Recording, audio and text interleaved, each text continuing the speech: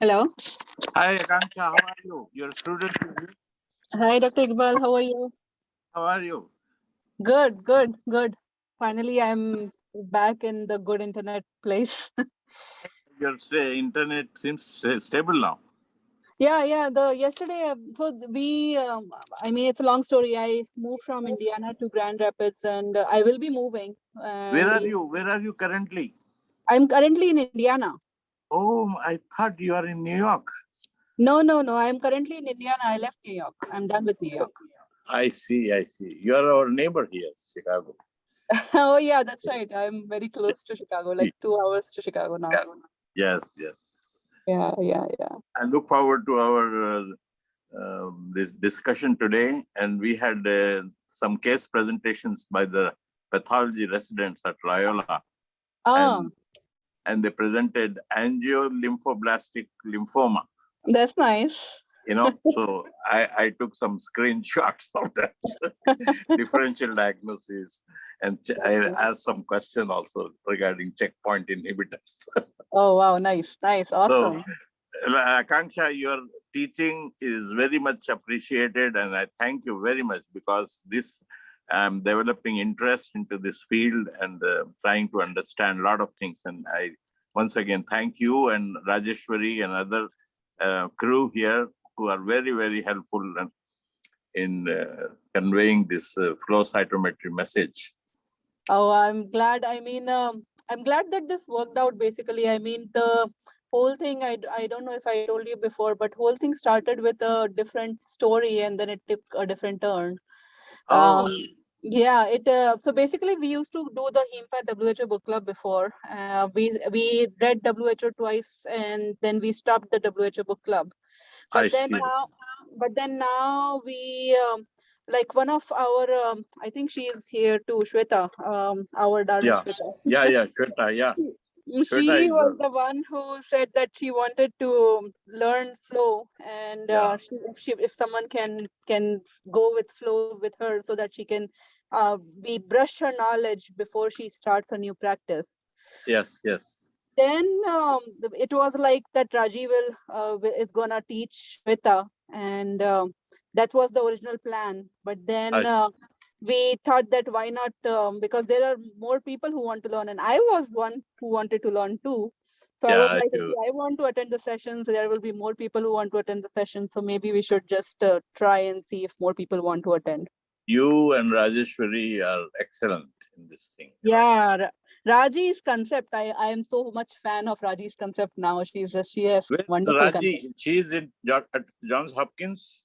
She finished her fellowship at Johns Hopkins, and she was earlier in India at Ames, and she's brilliant. And now she is an attending at Virginia Commonwealth University.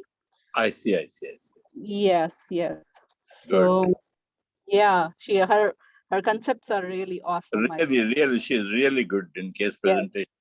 Yes, it's really awesome. Right. Okay. Well, I wish you good luck, and I don't want to disturb the meeting. No, not at all. So go ahead. I'm following. Thank you. All right. So, hi guys. Hi. I am going to. So, let's quickly go over the nutshell of tea, because the nutshell of tea, it will give us quick overview of T cell lymphomas, and then we can quickly go over the T cell lymphomas that are remaining that we haven't gone through. So the only ones that we are going to have flow cytometric plots for. Those are the ones that we are going to read. And okay. So someone has something to say? Okay. All right. Let me mute. There is someone that has background noise. So I'm muting you all, and you can unmute yourself when you have to speak. All right. So just a second, huh? Okay. All right. So T-lymphoblastic leukemia lymphoma. So again, mediastinal mass, we read this yesterday. And so basically, quickly going through what we already have seen. So again, pro T cell, cortical thymocyte, the alpha beta cell that is double positive in the CD4, CD8, goes to CD4, goes to CD8, goes to T regulatory cell and the T follicular helper cell, so forth. And then CD8 goes to CD8 memory T cell and effector T cell. The cortical thymocyte also forms the gamma delta T cell, which is in the skin, mucosa, spleen, and peripheral blood. The pro T cell forms NK cell. Coming to the antigens, CD34, TDT in the early stages. TDT is also present till the cortical thymocyte. CD10 is present till cortical and common thymocyte. Then after CD7 is pan T cell marker. CD10 appears later in the TFH stage.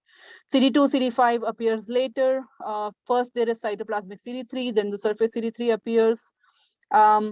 First there are double positive common thymocytes, then it becomes CD4 or CD8, and then CD1A in the cortical. And then another thing is T regulatory cell, which is precursor of ATLL, CD25, FOXP3. The TFH, CD10, the TFH markers, CD10, BCL6, ICOS, PD1, and CXCL13 are the precursors for angioimmunoblastic T cell lymphoma. So coming back to our nutshell. So T cell lymphoblastic leukemia lymphoma, mediastinal mass, TDT positive, cytoplasmic CD3 positive, CD7 positive, CD4, CD8 double positive or negative. The variable, the CD2 will be variable, surface CD3, CD5, CD34, CD10, CD99, CD1A, and CD45. All of these can be present, though variable if at all present. And then TCR IgA gene rearranged, activating mutations of notch translocations involving chromosomes 7 and 14, and high risk of disease as compared to BALL. Coming to ETP ALL, we already saw that last time. So ETP ALL revising. So negative for CD1A, negative for CD8, negative for CD5. Those are the three most important things.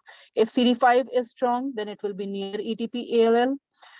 It will be having cytoplasmic CD3, CD7, one or more myeloid markers. So that will be 34, 117, HLA-DR, 13, 33, 11B, and 65. And has a poorer prognosis than the normal TALL. So again, 1A, 8, and 5 negative, cytoplasmic CD3, CD7 is positive, and the myeloid stem cell markers, myeloid or stem cell markers. Coming to T prolymphocytic, so prolymphocytic is one of your CD4 positive T lymphomas. Most cases are CD4 positive, but one thing to remember is that if it is CD4, CD8 double positive, then it is more specific for T prolymphocytic. Once it is double positive, you should think of prolymphocytic more than the others. Then they are positive for the important things amongst these are CD52 and TCL1, which will be important. And the CD52 is more of the therapy, like responsive to therapy or target for therapy, sorry. And then TCL1 would be used for MRD analysis for wherever it is available. Then the T cell antigens, basically CD5, CD7, both are positive here, CD2, CD3. So that's that. And it will be negative for TDT and CD1A because it is coming after the stage of where the TDT and 1A is there. In version 14 again, so again chromosome 14 is involved. This one was translocation of chromosome 14. This one is inversion 14 to remember. T cell LGL, we kind of briefly touched the T cell LGL last time. So T cell LGL is more of CD8 lymphoma. And the important markers to remember over here is CD8, CD57. It will be CD16 positive, but CD56 negative. So 16 and 56, I talked together because those are more of NK cell markers, but 16 is positive, 56 is negative in here. Cytotoxic markers, so as we know, the LGL is more of cytotoxic, and the cytotoxic markers will be there, TIA, granzyme B, granzyme M. This is more of alpha beta type of lymphoma, so TCR alpha beta will be there, not the gamma delta, I mean. And then important is loss or dim expression of CD5 and CD7, which is common. So this immunophenotype we have to remember while doing our flow cases. So again, CD8, CD57 positive cytotoxic markers. So again, along with the 57 cytotoxic markers, CD16 positive, 56 negative, downregulation of 5 and 7, and TCR alpha beta. So that's TLGL. And the others, I mean, since we are doing more of flow, let's be, I mean, for LGL, we know that it is more than 6 months involvement should be there, and 2 to 20 into 10 power 9. So that's that. So let's stick to more of our flow kind of things. Chronic LPD of NK, we do have NK case, Raji was saying, but I mean, I don't think that we have chronic LPD of NK. I'm not sure though. But at least like it will be having NK cell markers. So basically cytoplasmic CD3 epsilon chain, CD16, CD56, KIR restriction, which is also NK, and cytotoxic markers, including granzyme B, granzyme M, and TIA. So all of these are specific to the NK markers. So those all NK markers will be there. This chronic LPD of NK has no association with EBV. Why is this important? Because aggressive NK will be strongly EBV associated, and that we have to rule out.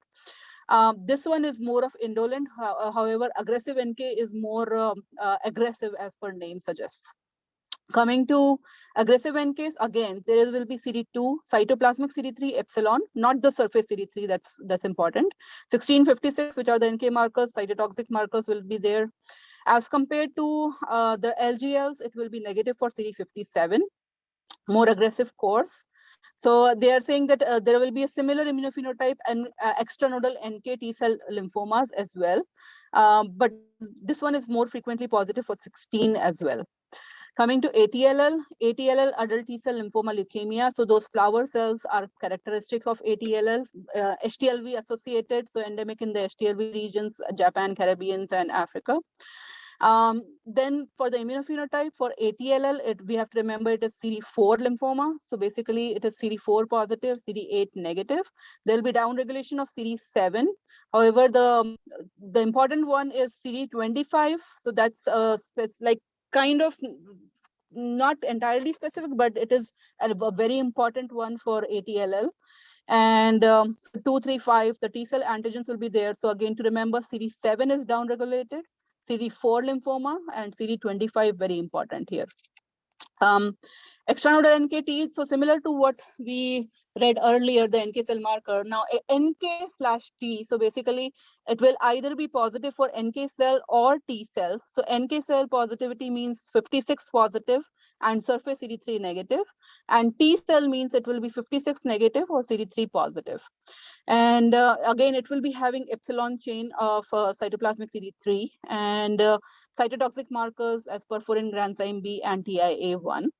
EBV positive cytoplasmic, the CD43 and 45. I mean, 45 T cell marker, so it will be there.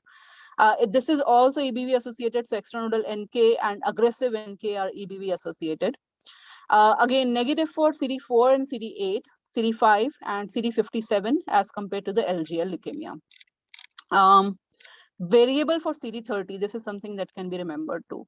Intestinal T cell lymphoma, we won't see a case in flow cytometry of intestinal T cell lymphoma. It is more of a tissue diagnosis, and usually they go to GI and they don't come to us for flow.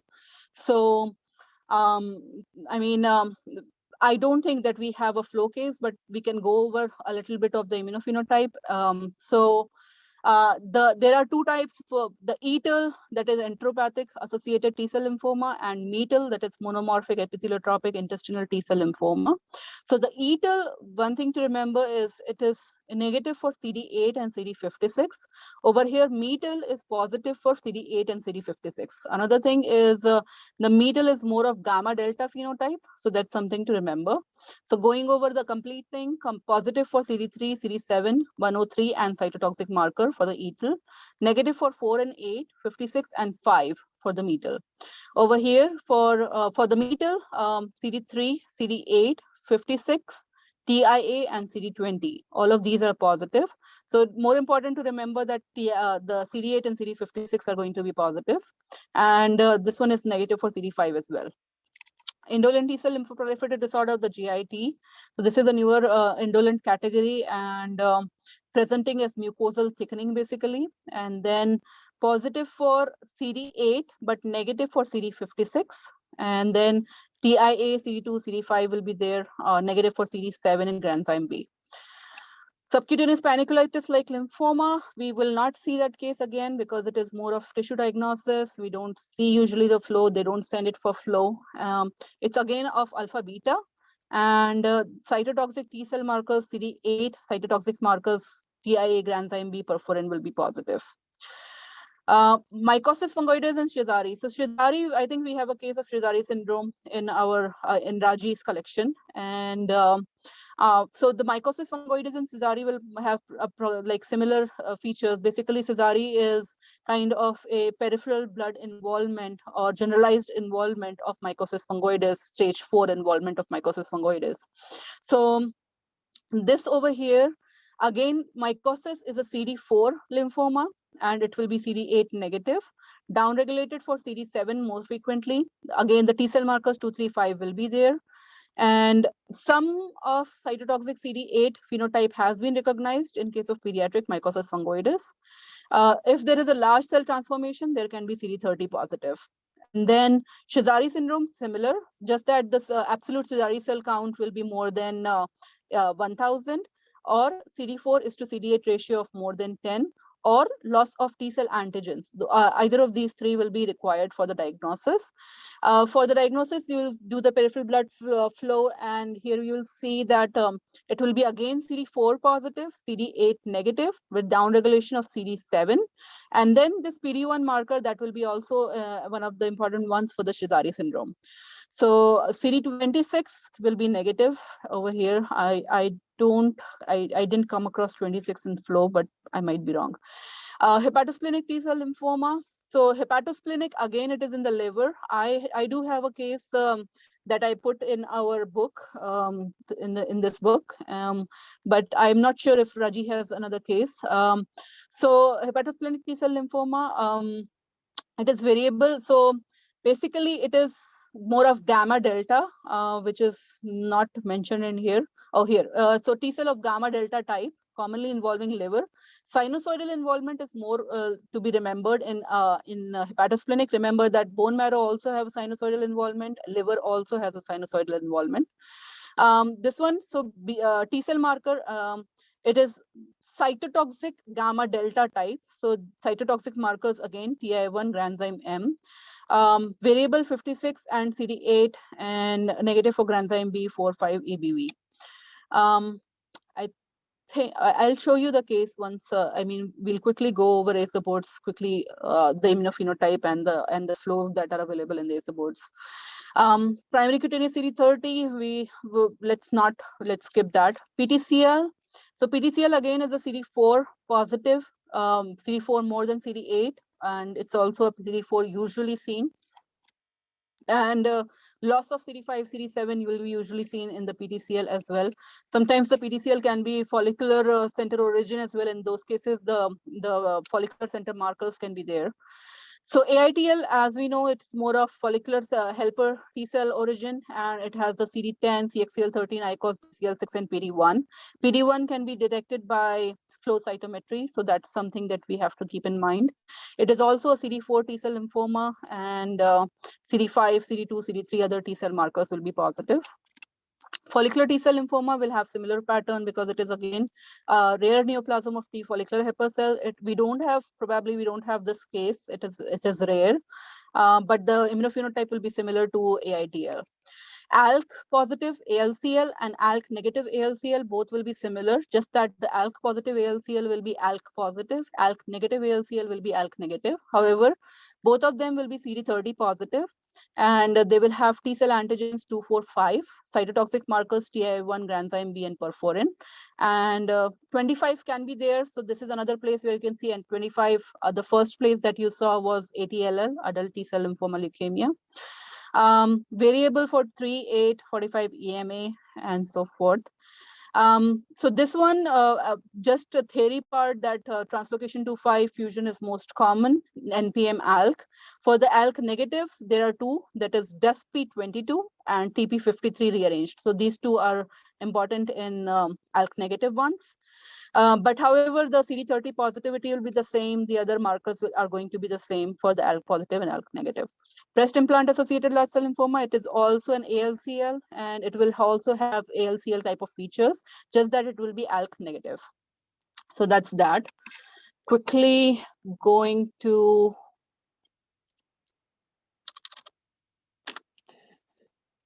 so we revised the TALL already, and the ETP ALL immunophenotype we did last time. So right now as well, we revised that. CD1A negative, they are saying variable ETP here. So CD1A negative, CD8 negative, absent or dim CD5, expression of one or more myeloid markers or stem cell markers.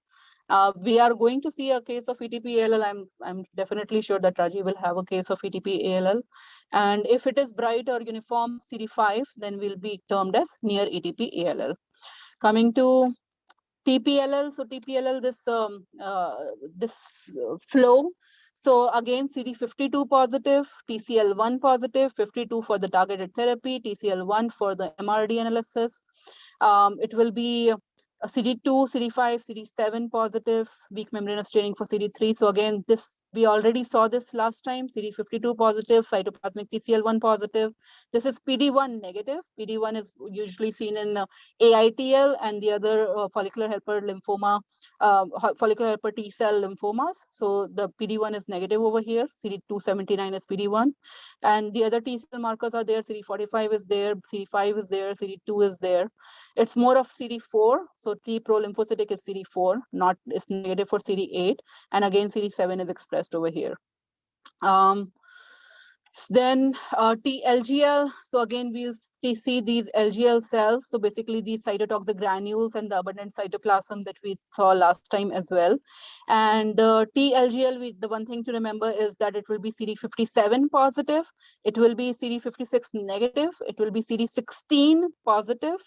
Downregulation of CD7, some downregulation of CD5 as well. And then CD2 and CD3 are positive. It is more of CD8 lymphoma, the LGL. So again, CD8, CD57, CD16. These are the three ones that you have to remember for LGL. CD56 negative, downregulation of the other T cell markers. So those are the things that you have to remember for TLGL. Then coming to aggressive NK, we saw that, so aggressive NK will be having NK cell marker. So basically we have shown over here that it is not expressing CD3, that is surface CD3. It will be having cytoplasmic CD3 epsilon chain.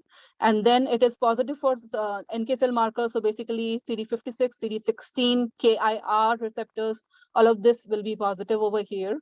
So that's for the aggressive NK. This picture is important to remember. This large nuclei, abundant granular cytoplasm, irregular nuclear folds, vesicular chromatin, prominent nucleoli, these large cells. This is something to remember for the aggressive NK. Coming to the next, adult T cell lymphoma, leukemia lymphoma, ATLL. So these flower cells, they are important in ATLL, and going quickly over the immunophenotype, the flow that was in the book. So basically for ATLL, one thing to remember, as I said, it is also CD4, it is CD25, the another one is CD30 that are positives. CD2, CD3, CD5 will be positive. FOXP3, as we saw in the T regulatory cells, if you remember, just we saw.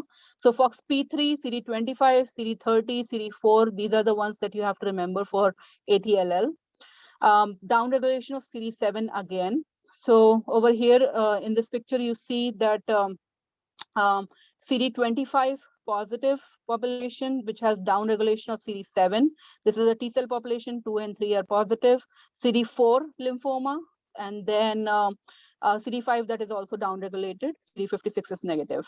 So that's the ATLL. And coming to extranodal T cell is more of angiocentric, angiodestructive, nasal type lymphoma, and it is usually seen as a tissue diagnosis. We might not have any case in flow cytometry of extranodal NK T cell lymphoma.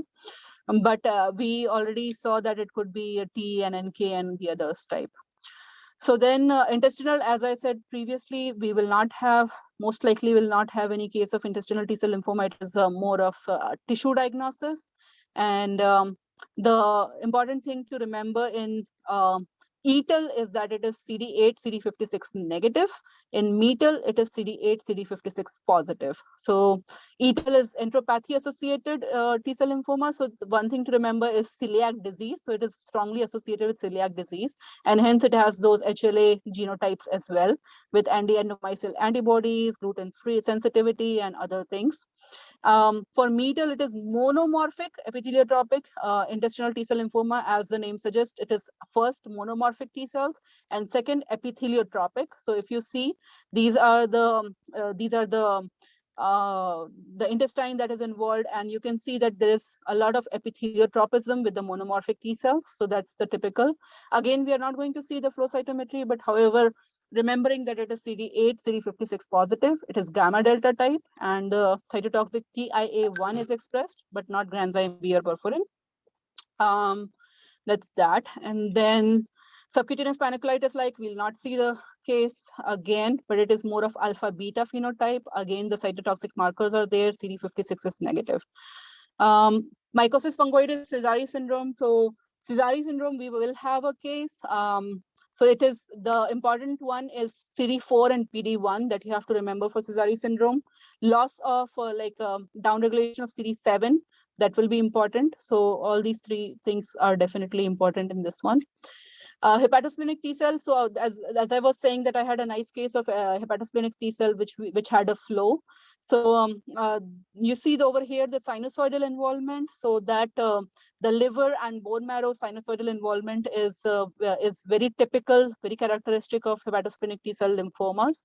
And the hepatosplenic T cell lymphomas are gamma delta type, cytotoxic type. So the cytotoxic gamma delta T cell is the one that is involved. So basically cytotoxic, basically so that granzyme B, TIA1 are the ones that are positive, not the granzyme B and perforin. And then it is also a CD4, CD8 it is more of gamma delta, and it has more of both CD4, CD8 negative, CD3 T cell positive, and CD56 can be positive or negative. CD5 is down-regulated. So three things to remember: CD4, CD8 negative, CD5 down-regulated, cytotoxic markers, the granule markers will be there, granzyme M and TI1, and gamma delta phenotype. So over here we have the flow, in which you see that there is this gamma delta immunophenotype, gamma delta positive population, which is there. CD4, CD8, both are negative. Alpha beta is negative. And then it is down regulation of CD5. So CD4, CD8 negative, 5 negative, gamma delta. There can be partial expression of CD56. That's something that can be seen. So it is not PD1 or CD279 is negative. So that's for AITL and the and the others, but not for this one. And CD2, CD3, that is positive. So that's the hepatosplenic. You will not see probably a case of hepatosplenic unless Raji finds a case, and that will be awesome. But this is something that you have to remember for hepatosplenic for the flow at least. Then coming to PTCL. So PTCL, we already saw that it will be it will be 5 and 7 downregulated, and CD4 positive, 8 negative are most common. Dual positive can be seen in some cases, dual negative can be seen in some cases. CD8, CD56 are expressed in some cases. Cytotoxic enzymes can be present. So the few cases, again, as I mentioned, 25 can be present, but 25 is more of ATLL. Angioimmunoblastic, so again, the T follicular helper markers. So first, the T cell markers are present, 2, 3, 4, and 5. T follicular helper CD10, CXCL13, ICOS, BCL6, and PD1. FDC meshwork. So basically angioimmunoblastic, if you remember the morphology, there will be these high endothelial venues that will be present, and that will be surrounded by the T lymphocytes, which are neoplastic. And the background B cells will be EBV positive. So those background B cells are EBV positive. And a very important thing for AITL is the background cells. So the background cells will be more of mixed inflammatory type with prominent of eosinophils. So that's something that should clinch your diagnosis towards AITL in the first place, actually. So T cell markers 23545 and TFH markers CD10, CXCL13, ICOS, BCL6, and PD1. FDC meshwork, so that is prominent in the background as well. So that will be CD21, 23, and 35, and background B cells are EBV positive. So again, we have this case in which we have CD4. So basically AITL is also a CD4 T cell lymphoma. So it is CD4 positive. As I said, AITL PD1 is the one that you have to remember for AITL, because PD1 is the one of the TFH phenotype marker. So PD1 that is positive, CD2 positive, CD5, CD7 over here positive, CD3 positive, TCR alpha. So basically you have to remember it's a CD4, PD1, and TCR alpha that is positive. That's for AITL. And then ALCL. So ALCL, we read already that it is ALK positive and ALK negative. So ALK positive cases will be, but apart from that, the immunophenotype is exactly the same in between those two. Basically, CD30 is the diagnostic one. So CD30 is positive. CD4 T cell lymphoma, this one as well. There can be CD25 in this one as well. So we read 3 T cell lymphomas that can be CD25 positive. First and most important is ATLL, adult T cell lymphoma leukemia. The second is the anaplastic large cell lymphoma, and third is PTCL in some rare cases. And then again TIA and granzyme B and perforin. So that's the typical ALCL. So you can see over here this CD30, which is very bright in this case. I mean, kind of moderate to kind of going outside. So it's very bright, and so that's the typical. And then it has other granzyme B and TIA markers. There is moderate, like down regulation of 5 and moderate 7, or there is some down regulation of 7 as well as compared to these normal T cells. And then again, this is more of CD4 positive. So it's more of like, so there is a small subset that is CD8 positive here as well, but most of the subset is CD4 positive.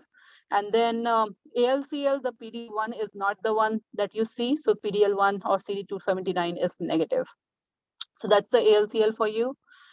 Now, ALK negative is going to be the same. Breast implant associated, we don't do flow cytometry for this. The tissue diagnosis is usually seen. Sometimes the seroma fluid is sent. There the tissue diagnosis, the flow cytometric diagnosis can be done. But again, the immunophenotype will be the same as ALCL, the usual run-of-the-mill ALCL, just that it will be ALK negative in case of tissue diagnosis.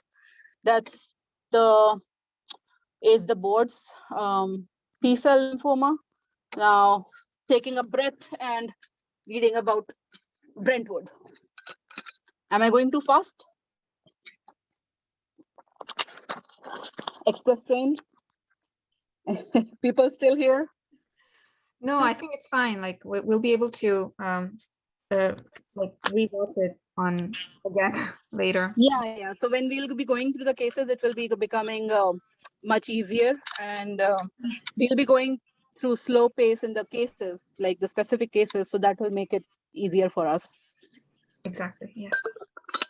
Okay. So coming to TLGL, we read this TLGL before. We saw this case in which the CD56 is negative and CD57, that is positive.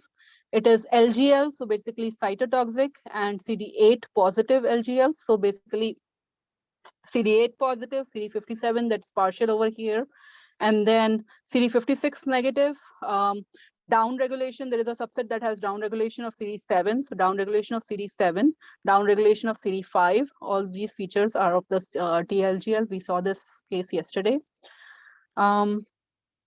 This case was the case that had CD4 and CD8 double positive LGLs, and then this one also had CD56. That is like usually the CD56 is negative in the LGL. This one is positive for CD56, and however the CD57 is positive, that CD8 that is already positive, and the typical morphology. So all of those features are going to help you for calling it LGL. So this we already read, so I am not going in detail of that chapter. Coming to ATLL, the ATL doesn't want to open.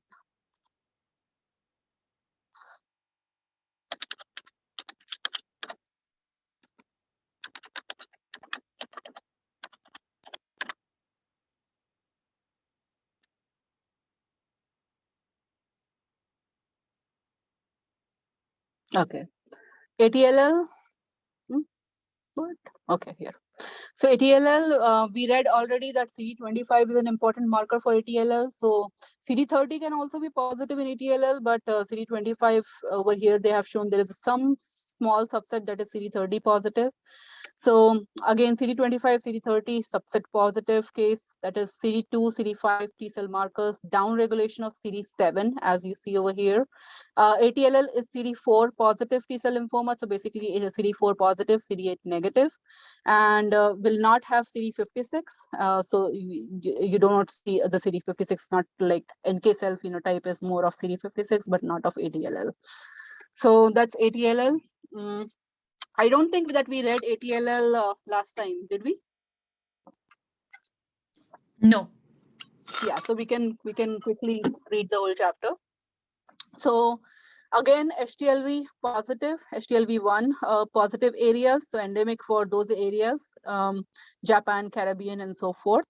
So over here, they are saying that this Japanese man presented to the primary care physician with joint pain, rash, extending from his trunk to the extremities. On exam, the patient was noted to have mild generalized lymphadenopathy, CBC, WBC of 11 with mild normocytic anemia, normal platelet count. Concurrent smear showing scattered atypical lymphoid cells. This ATLL, these flower cells are important, so they are saying the same thing. Irregular convoluted nuclear contours.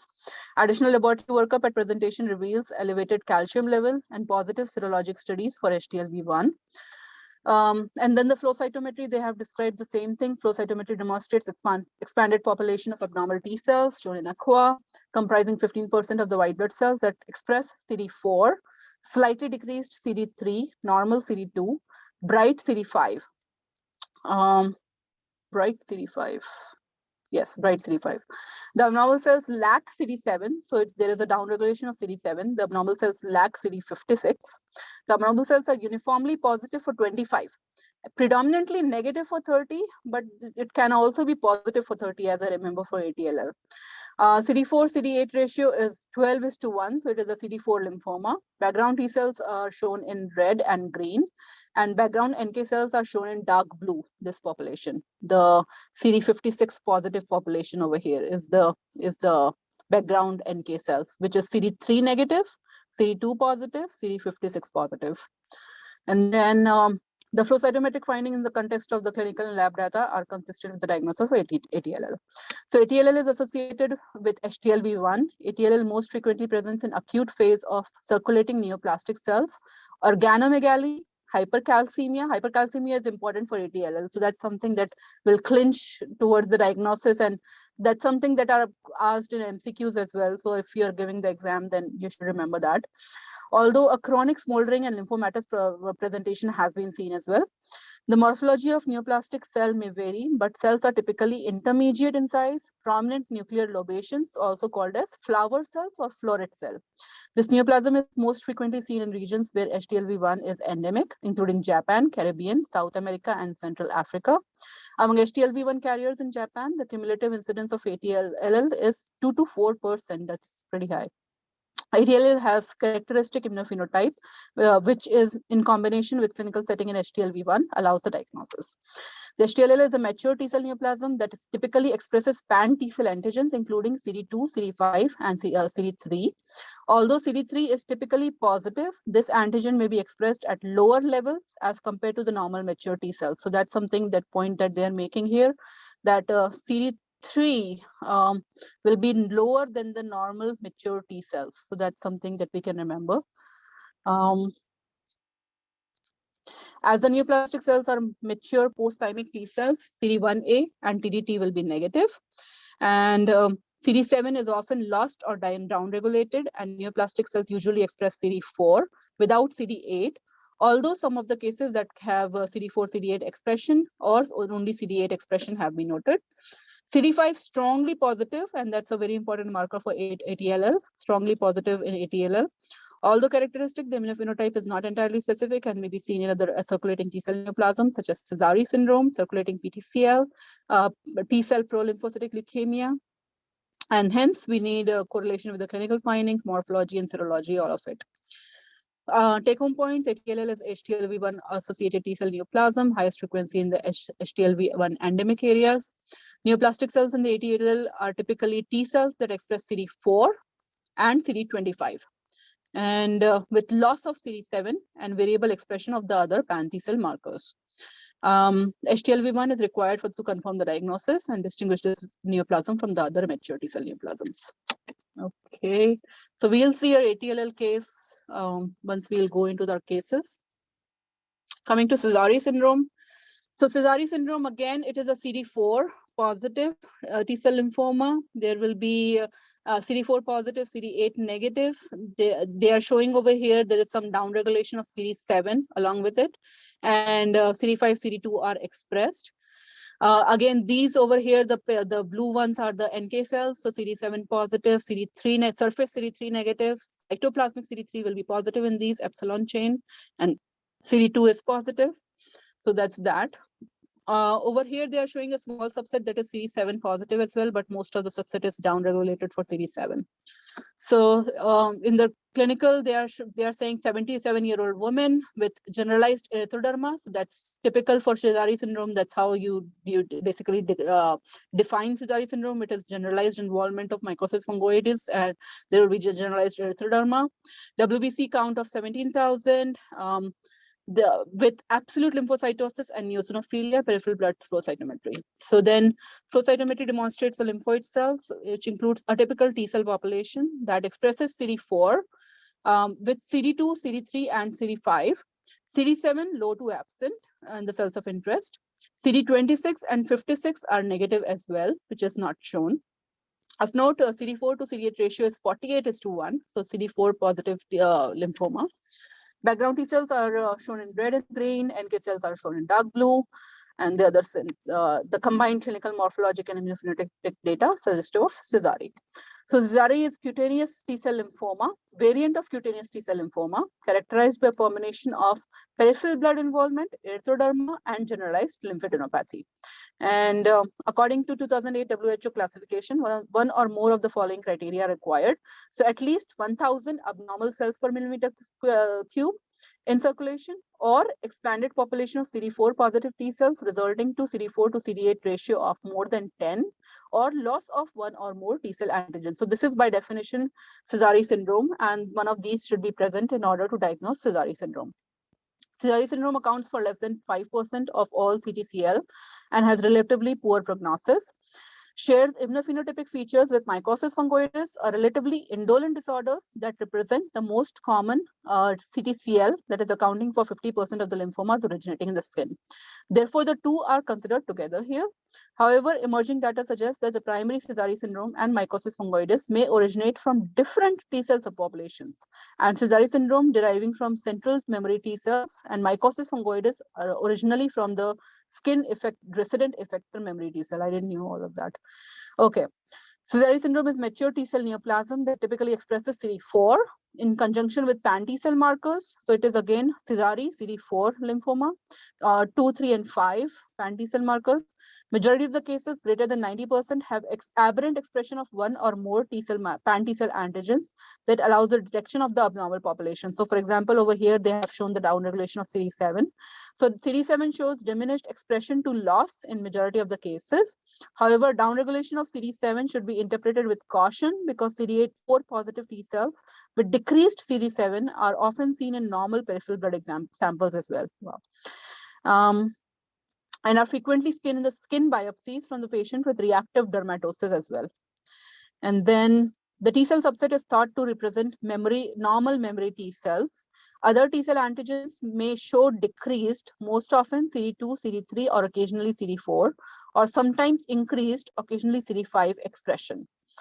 While expressed at variable levels on normal CD4 T cells, CD26 is typically negative in Sézary syndrome.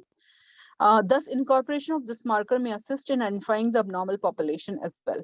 So CD26 negative seems to be important in Sézary syndrome as well. So what we read over here, T cell markers 235, CD7 downregulated. There may be the important is the reactive dermatosis can also have downregulation of 7, and these CD4 T cells can have downregulation of 7, and that should be interpreted with caution. And then there can be decreased CD2, CD3, CD4 occasionally. There can be increased CD5 occasionally, so those can be seen in rare cases as well. CD26 appears to be an important marker in Sézary syndrome, and that will be typically negative. Now they are saying one additional marker has been described useful in Sézary, that is the KIR receptor. So 158K, CD158K or KIR MHC receptor. While expansion of CD158K has been described in majority, that is 65 to 96% of the cases of Sézary syndrome, typically absent in the normal CD4 T cell subset. So this is an important one. Several authors have demonstrated the utility of performing T cell receptor V beta expression analysis in establishing that an abnormal population is clonal in Sézary syndrome. Overall, the data suggests a multifaceted approach to the diagnosis of Sézary. Flow cytometry should include assessment of multiple T cell markers for aberrant antigen expression rather than reliance on the presence or absence of a single marker. Additionally, flow cytometry should be considered in conjunction with clinical and morphologic data. Demonstration of clonality by flow cytometry or molecular studies may be considered as well. Finally, it should be noted that immunophenotype in Sézary is not specific. Therefore, correlation with the clinical findings will be required to exclude the other T cell neoplasms, such as peripheral blood involvement of the systemic T cell neoplasm, for example, PTCL. Then take-home points, CD4 positive mature T cell population, that will be pan T cell positive, CD4, CD2, CD3, and CD5, variable loss of CD7. And then 26 typically absent, that's important. And CD158 is another important marker that is typically positive. And then diagnosis of Sézary syndrome can be accomplished by demonstrating immunophenotypically abnormal clonal T cell population in the appropriate clinical and morphologic setting. So that's that. CD4 positive, loss of CD7, other T cell markers positive, 26 absent, 158K positive.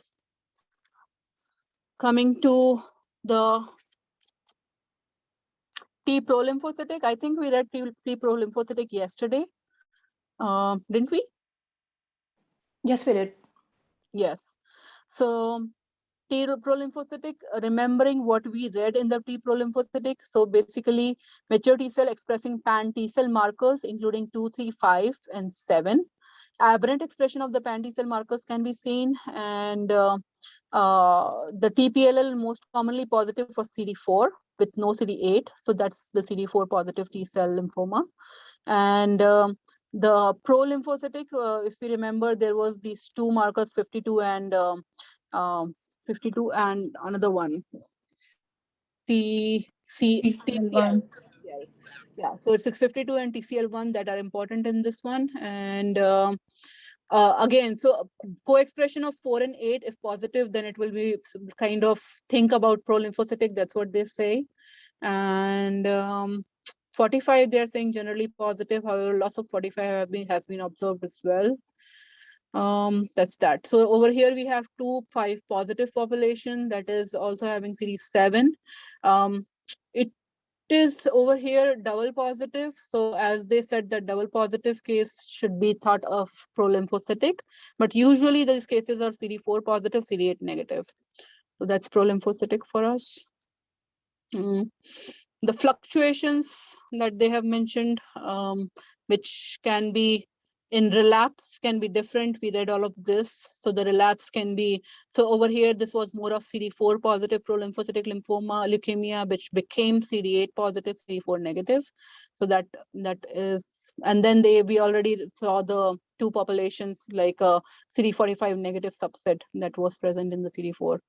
So that we already read all of this. Coming to hepatosplenic gamma delta. So gamma delta, basically, then as the name suggests, it is gamma delta. So it is positive for gamma delta. This one is positive for CD56 hepatosplenic. It is more of CD8 positive, and downregulation of CD5 can be seen here. CD2, CD3 is positive in these T cells. So that's that. So over here, hepatosplenic, they are saying history of ulcerative colitis on immunosuppressive therapy, and was in usual state of health. Just a 23-year-old man was in usual state of health when routine lab workup showed anemia and thrombocytopenia. The patient was told to return to the clinic 3 weeks for follow-up testing. Prior to his return to the clinic, the patient was noted a rash on his extremities, decrease in appetite, and sensation of abdominal distension and subjective fevers. Anemia, thrombocytopenia is noted. Bone marrow biopsy is performed. Okay. So flow cytometry, the white blood cells shown in the first panel, lymphocytes shown in the other panels. Population of lymphocyte is noted, highlighted in aqua, expresses CD3 and CD2 with variably decreased CD7. CD56 is strongly positive, uniformly positive. Abnormal cells express low variable CD8 and without CD4. CD5 is absent in the cells of interest, as is CD30. All right. The abnormal population expresses gamma delta and is negative for alpha beta T cell receptor. Combined clinical and immunophenotypic findings are suggestive of hepatosplenic T cell lymphoma. So again, gamma delta type, CD56 positive, CD30 negative, downregulation of 5, the other markers are present. So 7, there is a little bit of downregulation, but it's still there. 2 and 3 were positive. It's more of CD8 positive. So it's gamma delta. So basically CD8 positive, CD56 positive, gamma delta type cells. So hepatosplenic T cell lymphoma, rare but aggressive T cell neoplasm occurring predominantly in the young males, characterized by hepatosplenomegaly, B symptoms, and cytopenias, most commonly thrombocytopenia, in the absence of lymphadenopathy. Hepatosplenic, so as the name suggests, it is more of hepatosplenic. There will be not significant lymphadenopathy, is not a feature of hepatosplenic. Hepatosplenic shows an association with chronic immunosuppression in approximately 20% of the cases. Flow cytometry plays a critical role in diagnosis of this entity and distinguishing it from the T cell neoplasms. Hepatosplenic is a neoplasm characteristically composed of gamma delta T cells, although rare alpha beta has been reported. The abnormal cells are also expressing T cell markers, including CD2, CD3, variable loss of 7, and 5 is frequently absent, although low level of 5 can be there. These neoplasms frequently express 56, 57 will be absent. 4 and 8 are both usually absent. However, low level 8 expression can be seen in subset of cases. So usually 4 and 8 both negative will be seen. So we remember the 4 negative, 8 negative, 5 negative, 56 positive, 57 negative, downregulation of 7. So all of that. By immunohistochemistry, these neoplasms demonstrate an inactive cytotoxic profile. So basically, inactive cytotoxic profile is expression of TIA1 without perforin or granzyme B. Inactive cytotoxic profile. Other T cell lymphomas expressing gamma delta include primary subcutaneous T cell lymphomas, which is a provisional entity in 2008 WHO, and gamma delta expressing T cell LGL. The former consideration also has a poor prognosis and similar immunophenotype to that seen in hepatosplenic. However, the two entities can generally be distinguished on the clinical grounds, in particular by sites of involvement. The latter may be more difficult to distinguish from hepatosplenic, as the two share some immunophenotypic features and sites of involvement. However, flow cytometry, hepatosplenic T cell lymphoma is typically negative for 57. So as compared to the LGL, hepatosplenic is negative for 57, while LGL leukemia will be positive for 57. Furthermore, hepatosplenic is most commonly negative for CD5, while LGL leukemia is more commonly shows decreased but not absent CD5. And then PTCL is also one of the NOS, PTCL NOS is also one of the contenders, may express gamma delta sometimes. Usually they are alpha beta, but clinical presentation will be different. So again, for this one, CD2, CD5, variable CD56, loss of 5, 4, and 8 negative, and loss of 7. And the distinction with LGL, so basically LGL will be CD57 positive. This one is a CD57 negative. Coming to the next, that is aggressive NK. I think we read aggressive NK quickly, going just through the immunophenotype. So the aggressive NK is, it will be having the NK markers. So basically it will be surface CD3 negative, CD3. So here, surface CD3 negative. It will be CD7 positive, CD56 positive, CD16 that can be positive as well. Over here, they are showing that 16 is negative. And then CD30 will be negative. They are showing the CD5 negativity over here. CD2 is positive. So that's that. So basically, population expressing bright CD45, CD2, CD7, CD38 and 56. CD3 surface and cytoplasmic and CD5 are negative, as are 16 and both CD4 and CD8, which is not shown. Okay, and then the KIR, so basically CD50, 158A, 158B, and 158E, were all negative in these cells of interest. So this is aggressive NK for you. All right, so, and then angioimmunoblastic AITL. So AITL is more of CD4 positive lymphoma. So this over here, AITL, angioimmunoblastic. The important one is CD4 positive, CD8 negative. Over here, they are showing a CD5 positive. There is some downregulation of CD3 as compared to the normal T cells over here. CD2 positive, downregulation of CD7. AITL, there is some expression of CD30 as well over here.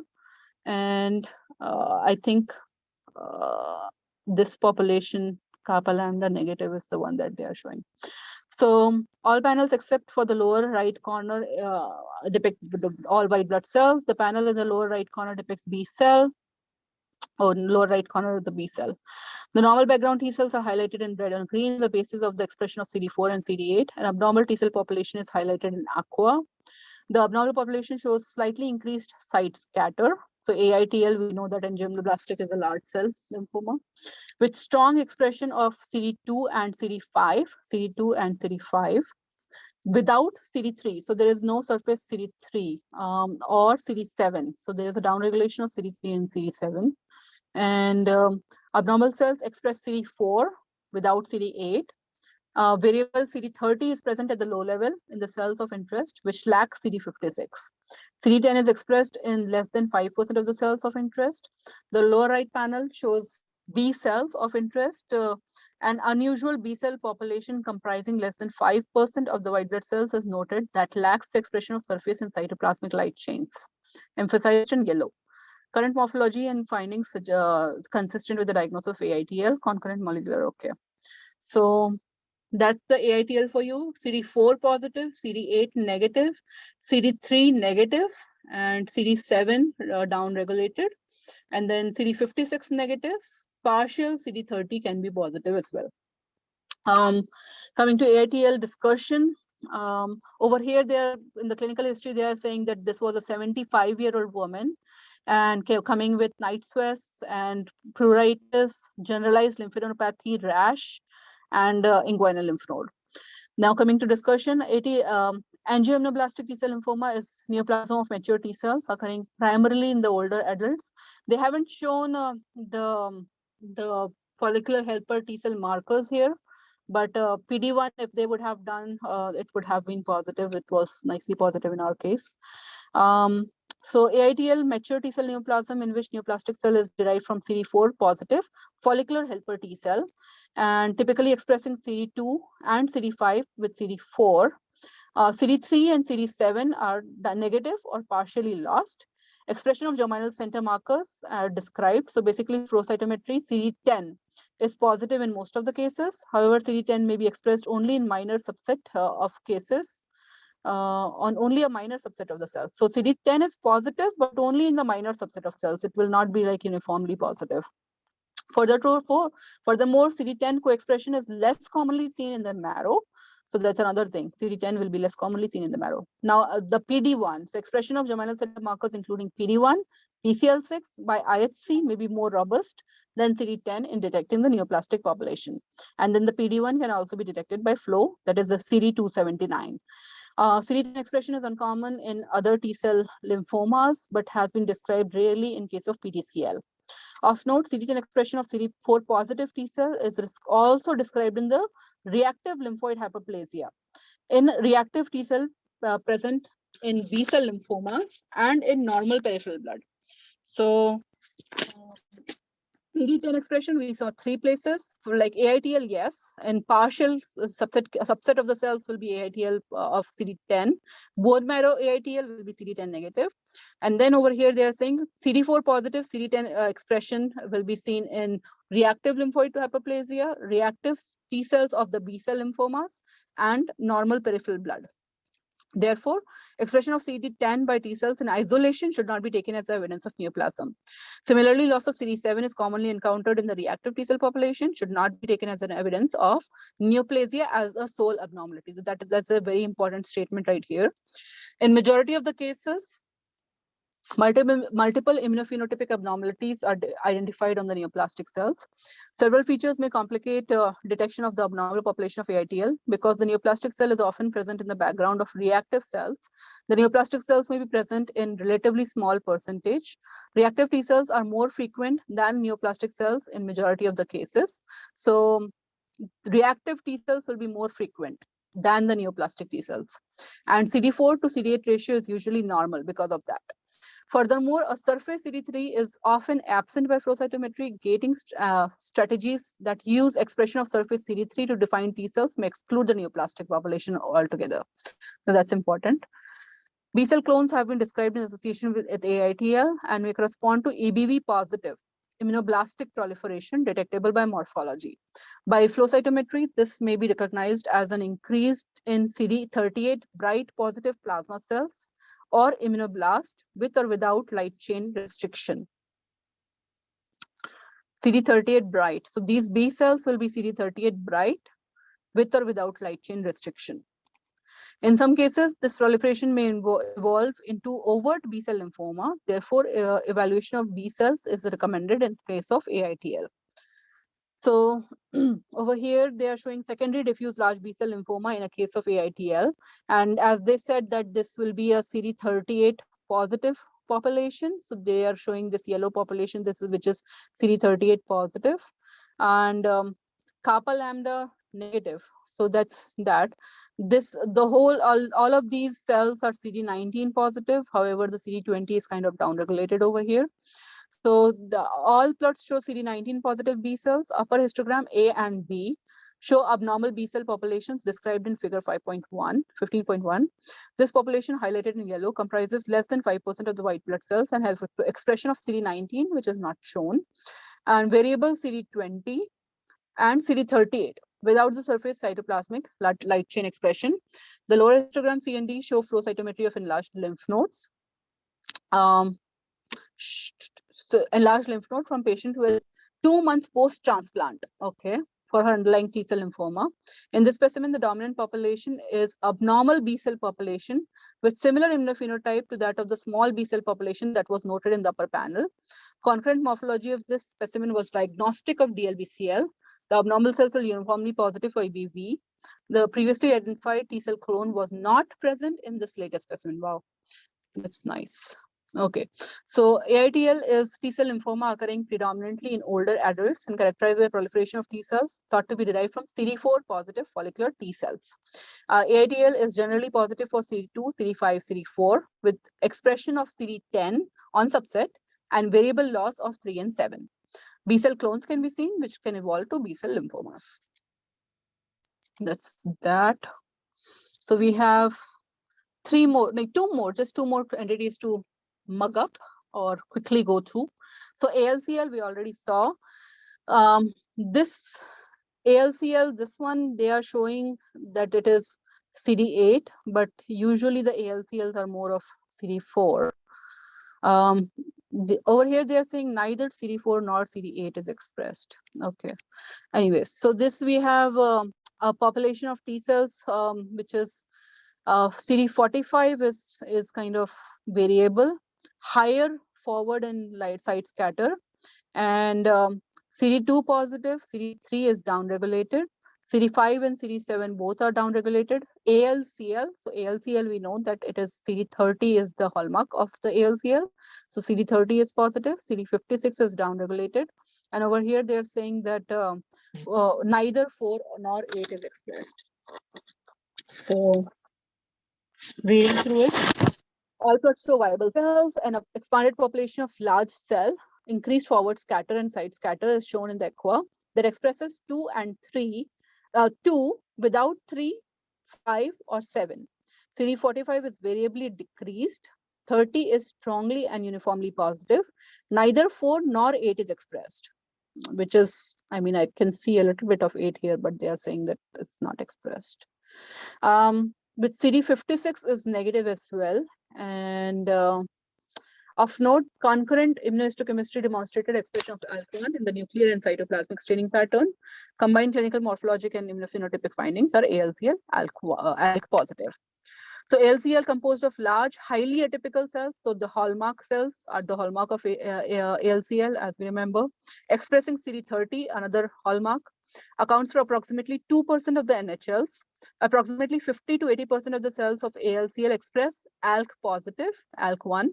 ALK1 positive ALCL is separated as distinct entity in 2008 WHO and is associated with younger age of onset, improved survival as compared to ALCL negative. So ALCL negatives are badder. So DUSP22 and TP53 are the ALCL negative ones. Diagnosis of ALCL has classically included a combination of morphology and immunohistochemistry. However, several studies have established utility of flow cytometry. Flow cytometry is particularly useful in suggesting the diagnosis of fine needle aspirate specimens and in patients presenting with peripheral blood involvement. ALCL is mature T cell neoplasm consisting of large abnormal cells, typically expressing CD30 and 45 with one or more T cell markers. As with diffuse large B-cell lymphoma, because the cells of interest are characteristically quite large, the initial gating strategy is critical in identifying the abnormal population. ALCL is associated with variably increased forward scatter and side scatter. Therefore, with exception of the small cell variant, the neoplastic cells are largely excluded from the typical lymphocyte gate. That's an important caveat here. So because of the high forward scatter and side scatter, the neoplastic cells will not be in the lymphocyte gate, and that's why it should be gated correctly. The neoplastic cells in ALCL generally have high forward scatter overlap with the position of monocytes and or even granulocytes on CD45 versus side scatter. The LCL is suspected on basis of cytospin morphology. CD30 may also be utilized in combination with CD45 forward scatter and side scatter to identify the abnormal population. CD30 is typically uniformly positive in this neoplasm, although small cell variant may show expression of this antigen only on the larger cells. Additionally, rare cases may be negative for CD30 by flow cytometry, but positive for IHC.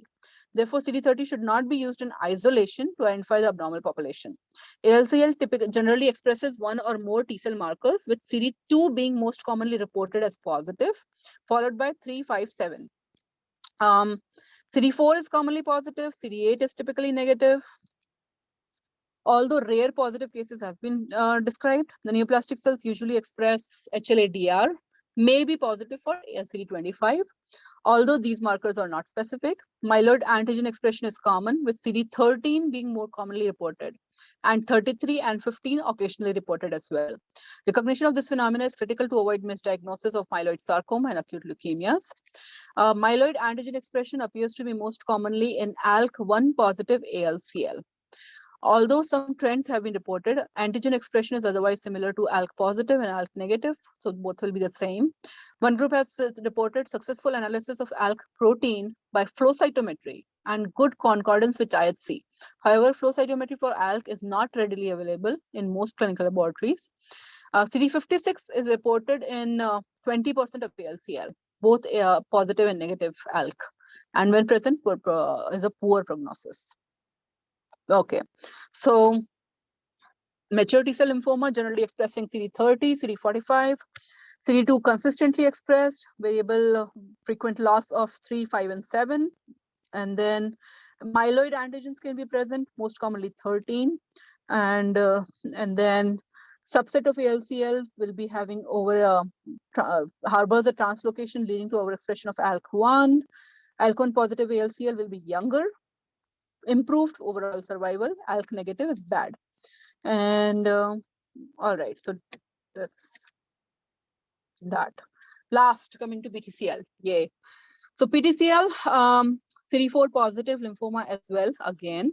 So again, here you see CD3, CD5 is positive. There is a little downregulation of CD5 as compared to the normal T cells.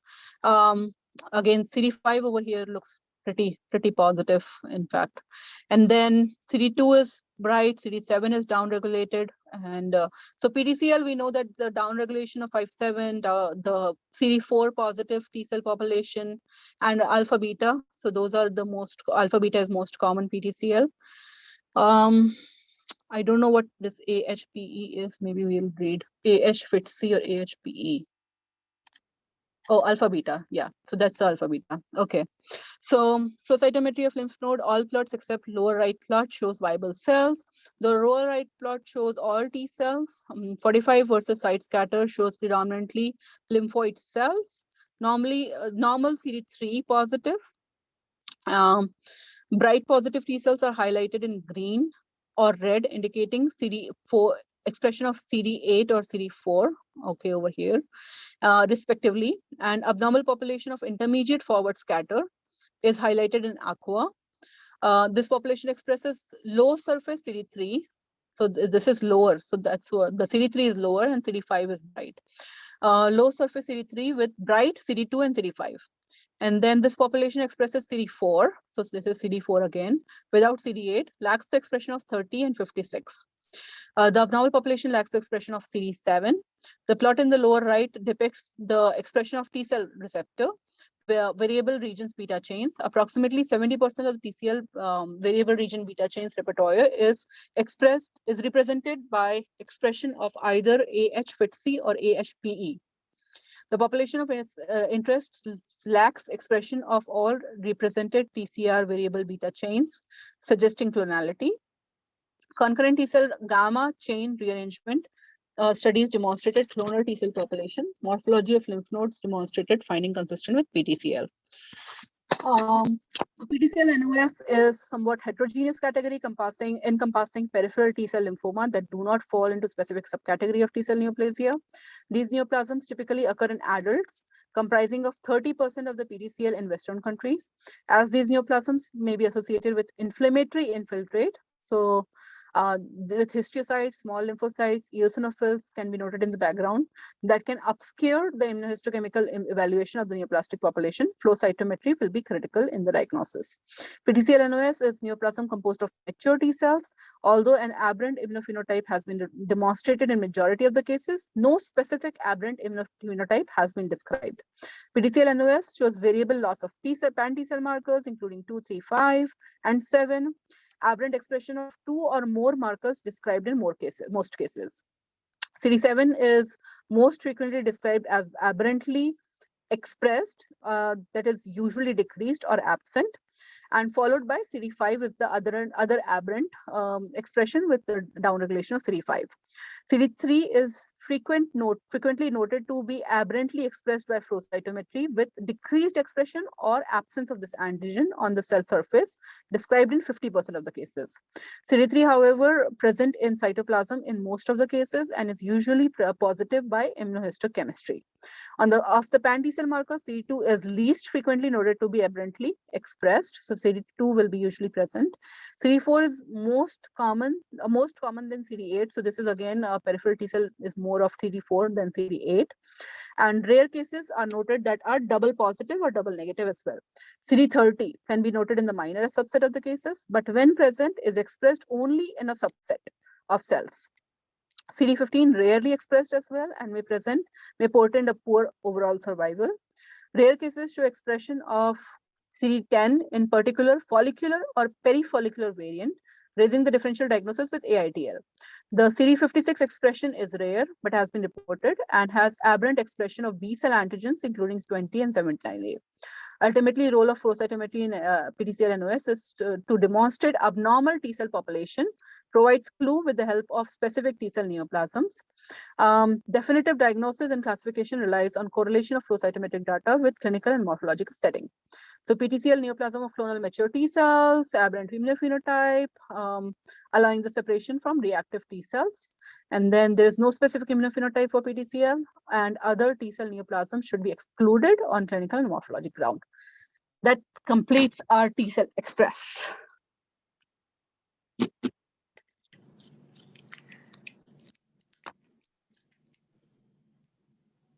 Are you guys Yes. still in shock? Thank you, Akansha. Yes, it was you. an express. And we were with you. Oh my God. So now we are ready for the T cell cases. We have read T cell from our nutshell, from our book, and from our Brentwood. So we should be good for cases now. Mhm. Okay, ready for the cases tomorrow? Yeah. Thank you, Kansha. Cases are in the drive for the next 2 days. Say again, Raji. Cases are in the drive for the next 2 cool. days. Cool, awesome. Yeah. All right, guys. Thank you. Thank you very much. Thank you very much. Thank you. Thank you, Akansha. Thank you, everyone. Bye-bye.